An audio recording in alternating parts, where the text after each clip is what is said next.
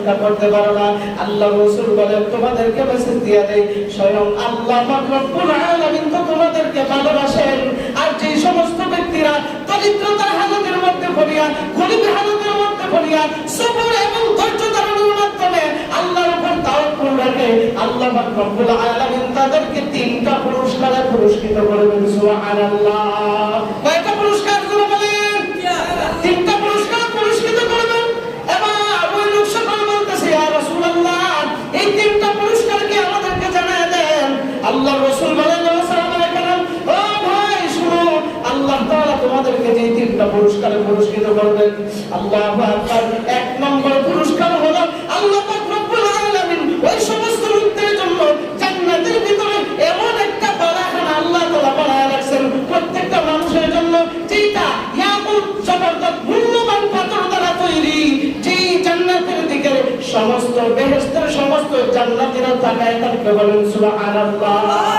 যেমনিভাবে আকাশের মধ্যে নক্ষত্র তারকারা উঠে, আমরা যেমনিভাবে সুন্দর তাকায় তাকায় দেখি আর মনে মনে ভাবি যদি তারকা ধরতে পারতাম কত সুন্দর লাগতেছে, ওই রকম ভাবে যে সমস্ত ব্যক্তিরা গরিব হালতের মধ্যে আছে, আল্লাহ রাসূল বলেন গরিব নবী, গরিব সাহাবী, গরিব শহীদ, গরিব মুমিন যারা আছে তারা এই গরিব হালতের মধ্যে থাকবে, যদি আল্লাহর উপর তাওয়াক্কুল রাখে, যদি সব সময় সবর ধৈর্য নিয়ে থাকে, আল্লাহ তাআলা ওই রকম অট্টালিকা আল্লাহ তাআলা জান্নাতের মালিক বানাবেন। সুবহানাল্লাহ। ওই রকম জান্নাতের মালিক বানাবেন। এটা হলো তোমাদের জন্য এক নম্বর পুরস্কার। এই জন্যই হযরত সুলাইমান পয়গম্বর অন্যান্য নবীদের পরে 40 বছর পরে উনি জান্নাতে যাবেন। সুবহানাল্লাহ বলেন। কারণ সুলাইমান পয়গম্বর বাদশা ছিলেন, অনেক বড় ধনী ছিলেন, এই জন্য ধনী থাকার কারণে আল্লাহ তাআলা সুলাইমান পয়গম্বরকে অন্যান্য নবীদের পরে 40 বছর পরে আল্লাহ জান্নাতে দিবেন। সুবহানাল্লাহ বলেন। দুই নম্বর পুরস্কার হলো আল্লাহ রাসূল বলেন, ও ভাই, দুই নম্বর পুরস্কার হলো যে আল্লাহ পাক রব্বুল আলামিন যারা দারিদ্রতার হালের মহালের মধ্যে থাকে, তাকিয়ে যারা দারিদ্রতা অবস্থায় যারা চলাফেরা করে, দারিদ্রতা অবস্থায় যারা চলাফেরা করে, আল্লাহ পাক রব্বুল আলামিন বলেন ওই গরিব ব্যক্তি ধনী ব্যক্তির 500 বছর আগে জান্নাতে যাবে। সুবহানাল্লাহ। ওই 100 বছর আগে, 500 বছর আগে জান্নাত। আরে বসেন না, কি শুরু করছে? বসেন, এখন আপনারা বসেন। 500 বছর আগে জান্নাতে যাবে ওই গরিব ব্যক্তিরা যারা আছে, কারণ তাদের মর্যাদা আমার আল্লাহর কাছে অনেক বেশি বেশি থাকার কারণে গরিব ব্যক্তি ধনী ব্যক্তির 500 বছর আগে জান্নাতে যাবে। এটা হলো তাদের 2 নম্বর পুরস্কার। সুবহানাল্লাহ। 3 নম্বর ব্যক্তি হলো, 3 নম্বর হলো আল্লাহ রাসূল বলেন যে ব্যক্তি ধনী এবং গরিব সব হালতে সুবহানাল্লাহ, আলহামদুলিল্লাহ, লা ইলাহা ইল্লাল্লাহ, আল্লাহু আকবার, এই তাসবিহটা সব সময় যে ব্যক্তিগুলো পড়বে, ধনী এবং গরিব উভয় যেহেতু পড়বে, পড়ার কারণে আল্লাহ পাক রব্বুল আলামিন উভয় থেকে নেকি তো দিবে ঠিকই, ধনীকে আল্লাহ তাআলা যতটুকু নেকি দিবে, আর এর সাথে যদি 10 দিরহাম যদি ধনী যদি সদকা করে, আল্লাহ পাক রব্বুল আলামিন 10 দিরহাম সদকা করে যতটুকু সওয়াবের মালিক হয়েছে এবং এই তাসবিহগুলো আদায় করে যে সওয়াবের মালিক হয়েছে, গরিব তার সাথে পড়ার কারণে আল্লাহ তাআলা এর চেয়ে বেশি দ্বিগুণ সওয়াব তার আমলনামায় দিয়ে দিবে।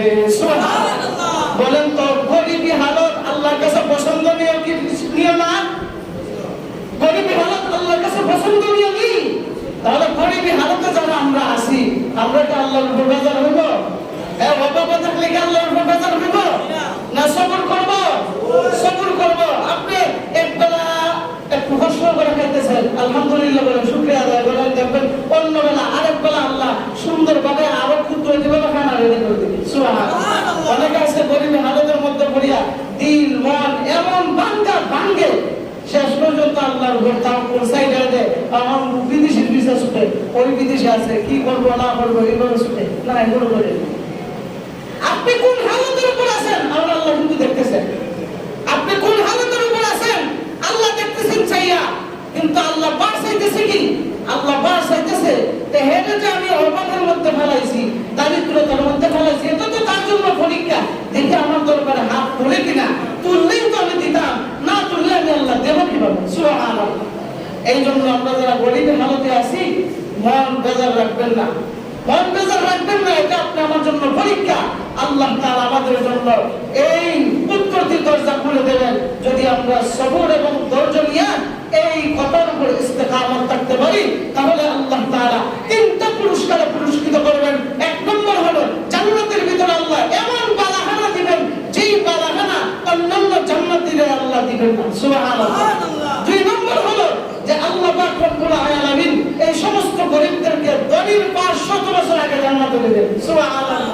তিন নম্বর হলো ওই সমস্ত ব্যক্তিদেরকে আল্লাহ ডাবল ডাবল রেখে দিবেন, সুবহানাল্লাহ। আল্লাহ পাক রব্বুল আলামিন আমাদেরকে দারিদ্রতার হালতের মধ্যে থেকে সবর এবং ধৈর্য ধরে আল্লাহর উপর তাওয়াক্কুল করে আগানোর তৌফিক আল্লাহ তাআলা দান করুন। সবাই বলি আমিন। ওয়া আখিরু দাওয়ানা আলহামদুলিল্লাহি রাব্বিল